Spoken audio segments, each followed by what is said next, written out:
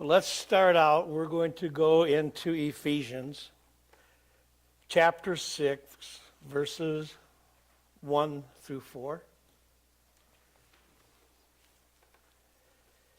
It says, "Children, obey your parents in the Lord, for this is right.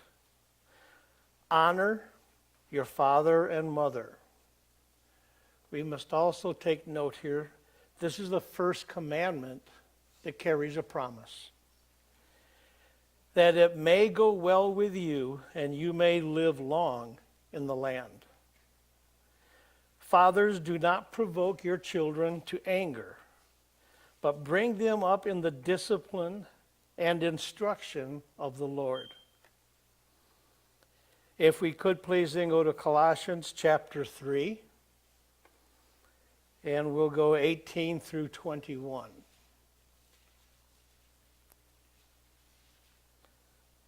See, how's that work, Sally? Go eat popcorn?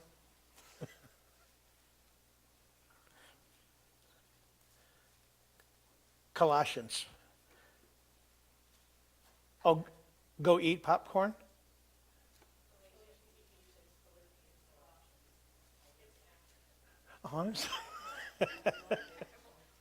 Oh, I'm sorry. Okay, it's a way of remembering the verses. You use go. Say it, Sally. You're better than I.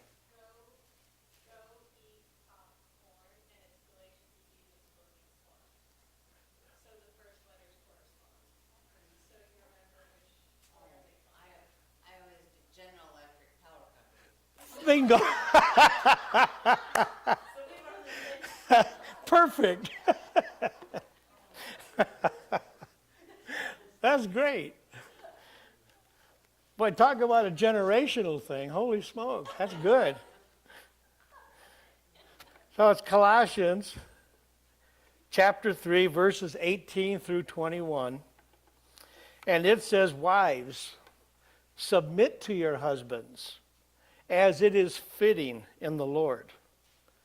Husbands, love your wives, and do not be harsh with them. Children, obey your parents in everything, for this pleases the Lord.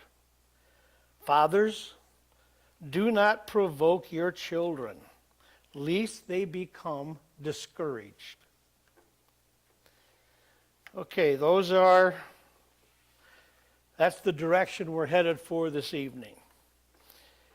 One thing that I think this brings to light is we need to understand that family is very important to God.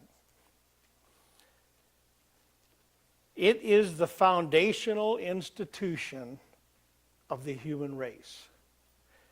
As the family goes, so goes the church. So goes society. Since the family is so important, God was sure to include clear instructions for the effective operation of the family. Paul provides practical insight into how the healthy home operates. Now, Paul wrote both Ephesians and Colossians, and as we study them, as we're doing in our Sunday school class right now, we will notice that the early chapters of each book deal in errant beliefs within the church.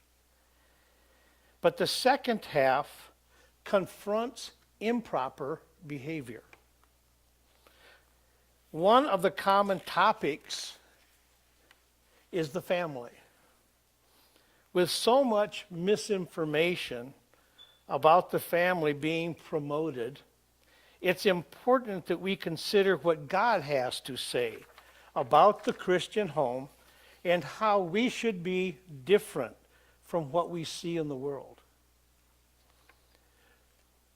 One of the first items is we need to make our home the place that God intended it to be.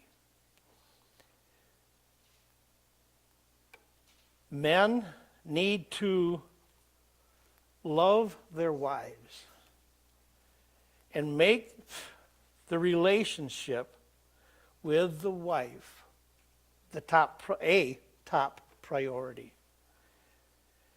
The greatest thing a man can do for his children after leading them to Jesus is to love their mother the way Christ loved his church. Our priorities, men, our plans should go into this relationship. Remember in the olden days when we were single and we were courting our soon-to-be wives? We did everything we could do to make them feel cherished. We went to great lengths to show them and express our affection. We did everything we could to make that girlfriend feel loved. However, once the vows have been exchanged and life rolls on down the road, things change a bit. The Holy Spirit challenges men to love their wives in both passages. In Ephesians 5, Paul says, "Husbands, love your wives as Christ loved the church." In Colossians, he says, "Husbands, love your wives and do not be harsh with them." Love her. The word love in this situation is agape love. Sacrifice yourself. Give of yourself. Even when you don't feel like it's being reciprocated or appreciated, you need to love her. Your children will learn what love is by watching how dad loves mom. That's how your children will comprehend what love is all about. They will look at dad and they will look at mom and the relationship between the two, and that will be their definition of love. They learn about the roles of men and women by watching mom and dad. There's a whole lot of confusion today about gender identity. Well, maybe it's because parents don't have a healthy relationship with each other. That leads to confusion in the ranks. Your leadership is not well defined. The rank and file start to split out. Girls learn about godly affection and how a man should treat a woman by watching dad. That's where everything is generational. Abuse, love, what have you. We could go on with tales. Boys learn how to handle stressful moments by watching the boss. How does dad respond? There is not a single boy in the world that does not want to emulate his father. It's in the gene pool. Kids learn about godly priorities and what real commitment looks like from our example, the example of the men. Families today are under a lot of stress. Our society moves differently than it did just a few years ago. The information flow is unbelievable. I mean, we used a wooden plow for 5,000 years. And now look, things change. You know, my mother was around when the first light bulb came and the first automobile came. And then she watched a guy walk on the moon. So look how much information And they say it is doing nothing but growing more and more and more. The world is moving faster and faster. So our families, they come under a lot of stress, a lot of confusion. Some stresses, however, are self-inflicted. Men as a whole, myself included, men as a whole are not doing the job that has been intended. We are being distracted. Even a casual observer can see that we place too much value on the wrong things. And it has had an effect. Our kids watch how we grow. Look at your children. They emulate you. The kids watch how we live. The kids watch how we grow up with right or wrong priorities. Our kids get into financial trouble because they have learned from us to leave God out of the budget. In some cases, our kids quit going to church as they mature, they get a little older, because we taught them to put everything else ahead of God.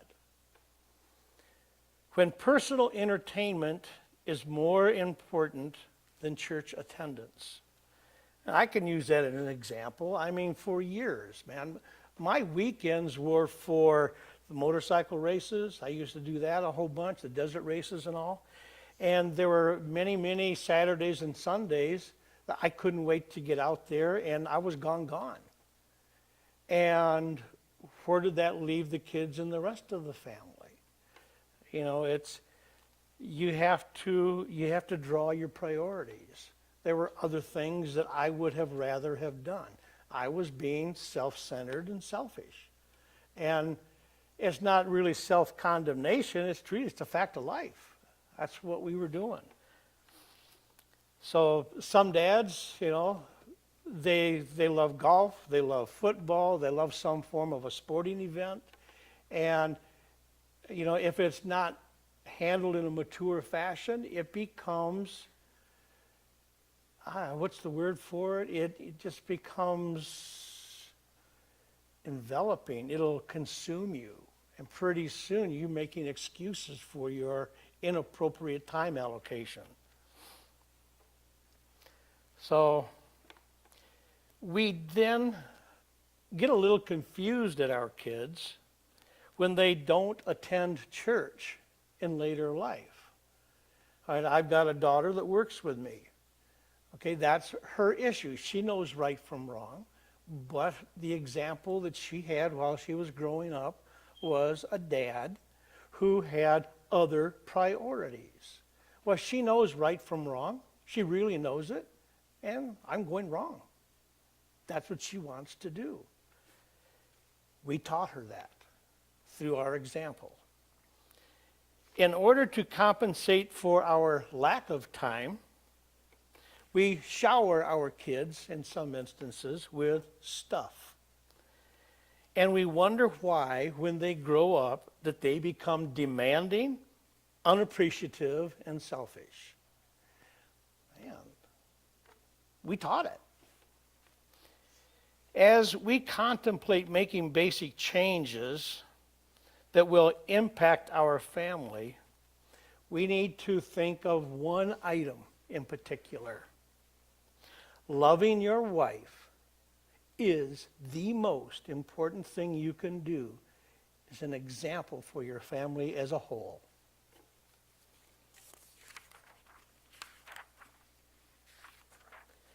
When you put God first, your wife second, above your kids, above your job, your home life will transform. If I could do it all over again, I truly would. I would spend more time with my kids. The most disappointing thing that I kind of carry with me is I made my job a higher priority than my family life. And I'm just another grunt guy. I mean, how many of us have had or have that same issue to where the job takes priority over everything, period. Have a nice day. That's kind of the way I was, really. When I was in Richmond, I was there for, I don't know, 9 or 10 years. I had 2 weeks vacation in the 10 years, 9 years that I was there. That was it. Other than that, it was 7 days a week. I went to work at 6 in the morning and usually got home between 5 and 6 at night. Saturdays, I got home at 3 p.m. Sundays, I got home at noon. And that's just the way it was. So, and that was my own fault. So, I made my job a higher priority than my family life. I missed birthdays or I missed family nights. I was often, very often, unavailable when my family needed me. I wish someone had told me early on that a large part of being a good husband and a father is prioritizing them.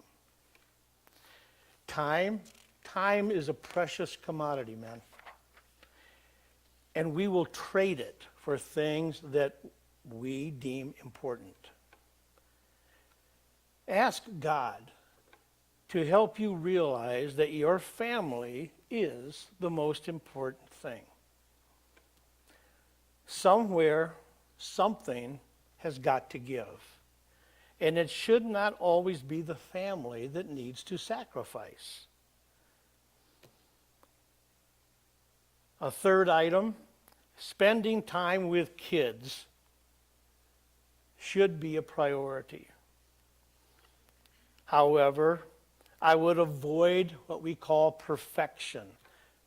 I would set goals for them, and those setting of goals is a skill that needs careful consideration. Paul said to the Ephesians, "Fathers, do not provoke your children to anger."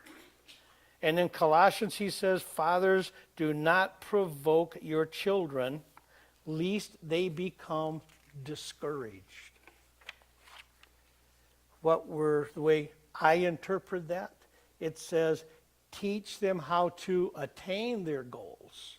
Do not berate them for falling short. You can show and you can coach. I would tell them about weaknesses that I had to overcome as a young person. That I stumbled and I made mistakes, and I blew it. I failed sometimes. However, they should never doubt that you, your father, their father, is in their corner. And they should never have that doubt. My dad is with me all the time. Even when I blow it, Dad will still be there. Children long desperately for their father's approval. They get frustrated, and they will never feel like they measure up or make us happy if we continually advise them on where they fell short. You don't have to holler at them. You don't have to scream at them or show violence or berate them in a deadbeat fashion. All you have to do is show consistent disapproval. And that's worse than a whipping. I think we've all had whippings. Overreacting gets old. And if we are smart, we should realize that humans will make mistakes, especially little humans. And if we want people to cut us some slack when we mess up, then maybe we ought to cut our children a little slack when they mess up. If you want to frustrate a kid and turn him against you, keep demanding perfection. Be insistent on his perfection. The next time you blow it, be glad that we have a Heavenly Father who does not demand perfection from us. The fourth item I have is be a better listener. I would listen as a parent. I would now listen to what they say. I would also listen to what they are not saying. I would listen to their pains, their problems, and their worries. I would listen. I would listen until, and instead of telling them to wait a second and I'll be right with you. I would do a better job listening when they are young, so they will want to talk to me when they are old. Interesting. This is really interesting. I mean, we joked about it with Sally and some of my grandkids. They've got 23,000 words out by 9 a.m. They're just, just chatterbox, man. And you just want to turn it down a little bit. And it's interesting, when the kids are little, they're little chatterboxes. What happens when they get older? They shut up. They turn it down. They prefer to talk to their friends. Why is that? Their friends listen. Generally speaking, and this is something that I think this crowd might be able to relate to, why do grandfathers have such high esteem with their grandkids? I mean, my grandpa was a great guy. He taught me how to fish. He taught me how to say 1/4 inch instead of 1/4 of an inch. Just that kind of stuff, little guy stuff.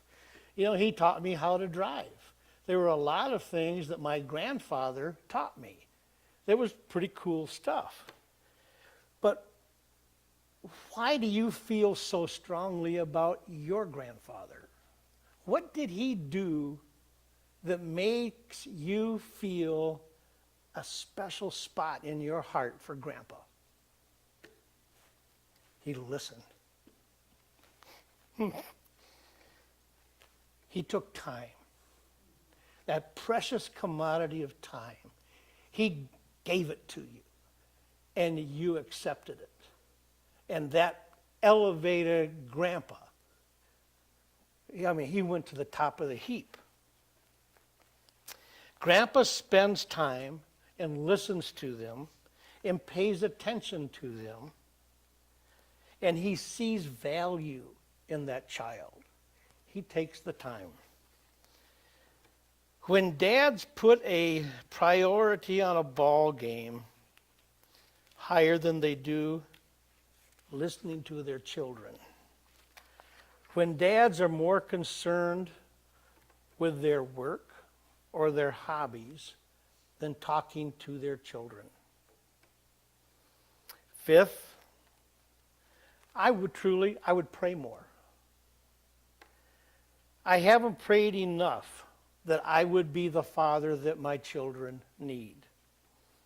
I haven't prayed for patience and kindness like I should have.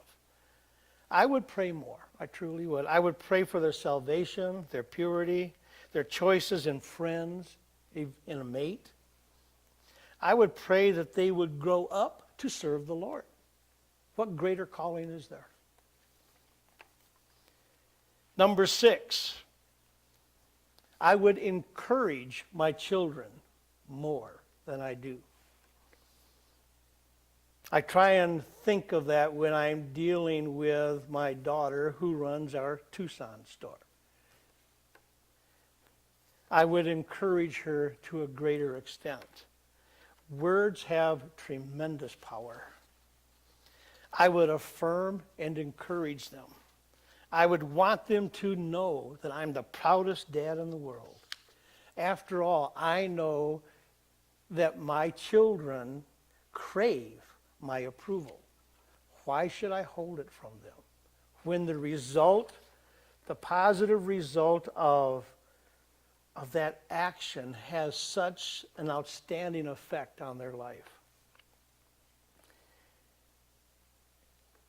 And the greatest thing is when they know they have the approval of their father, They do not have to look elsewhere for affirmation. Seventh, and we're getting there to the end. I realize that my actions speak much louder than my words. What I do means more than my good intentions. It's really easy to talk the walk. It's tough to walk it. You have to get rid of that selfish feeling. Men, truly, our time is short. Our opportunities to influence our children,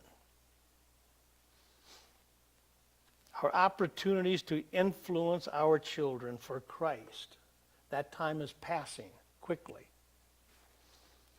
We can start by showing our children the strength that truly godly men possess. The solid foundation that comes from our faith. We stand like a rock. Man, when things get tough, where do they want to be? They want to be where the security is at. We need to offer that sense of security. That's the foundation. You know, we've all seen different movies, and the one that I always think of a lot is, who's the guy, the soldier guy that is being court-martialed, and he stands on the wall. He gives the big speech during the court-martial.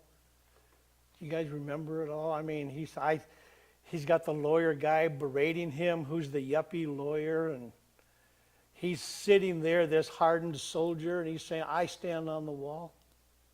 I do things that you're afraid of.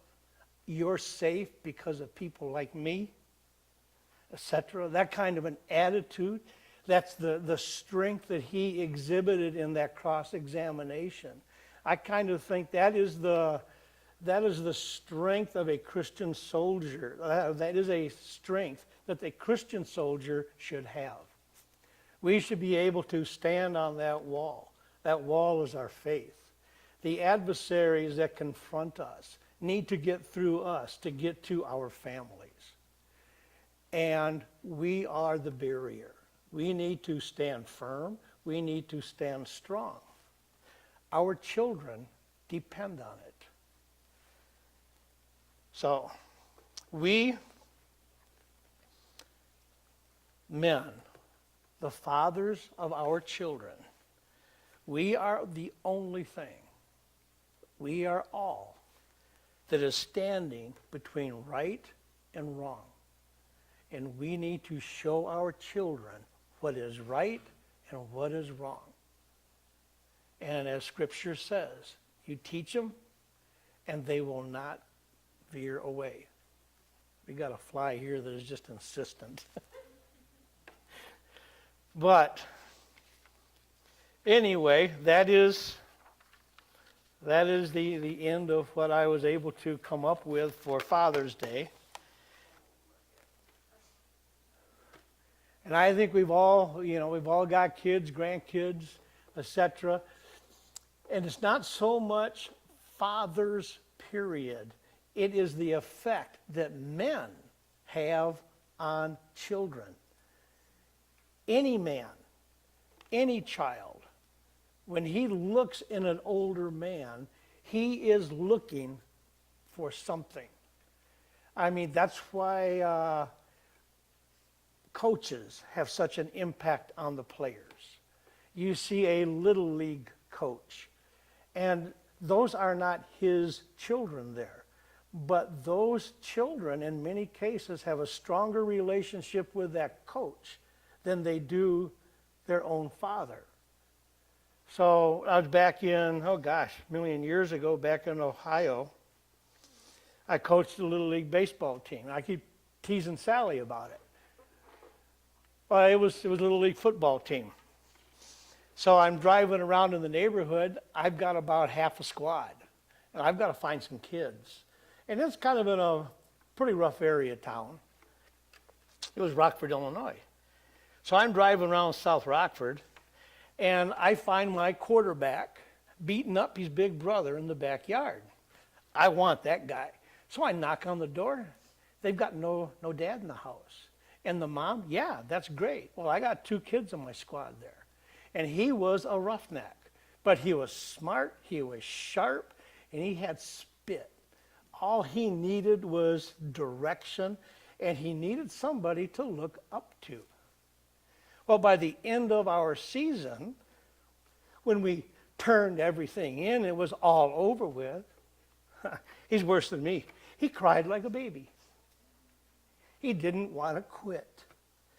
That's the effect that any man who is fulfilling his role has on a child.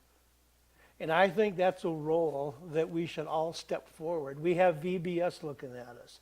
We have Awana looking at us. We have this town of Benson surrounding us. I'm a little critical, but there are more dysfunctional families in Benson than you can shake a stick at. And I've seen kids climb out of junkyards to go to Awana. So I've seen some kids, I remember Paco. You know, he lived in a single wide trailer where there must have been 15 people in that trailer when we went to pick him up on Sundays. Paco wanted to come to church. Why did he want to come to church? I mean, this is a gangbanger kid. Well, he's either going to be a CEO or he's going to be the leader of a gang. He's a sharp pencil.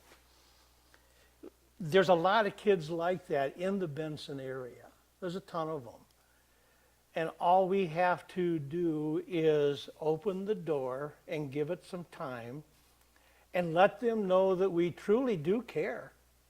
You don't have to coach them 24/7. All it takes is a slap on the shoulder. Acknowledge their presence. Let them know that you see them. You make a difference. Crack a joke as you walk by. Just any small thing like this. And that will grow. But we have a golden opportunity. We have so many people that seem to understand. And there is such a draw on the kids. I forget the young boy's name that we used to go pick him up there on the railroad tracks.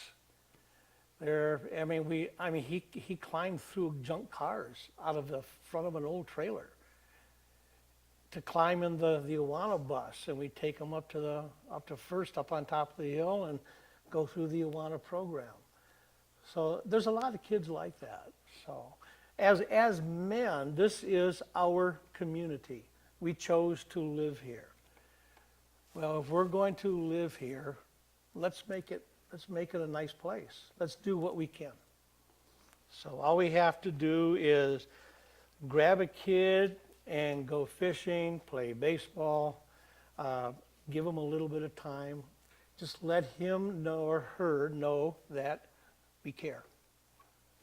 So anyway, that's everything I got, folks. Thank you very much for coming tonight, and I truly appreciate it. Father's Day is a special time. Mother's Day is totally different. But Father's Day is a special time. Thank you. Oh, wait a minute. Bill, you can close us again, guy. Arlene?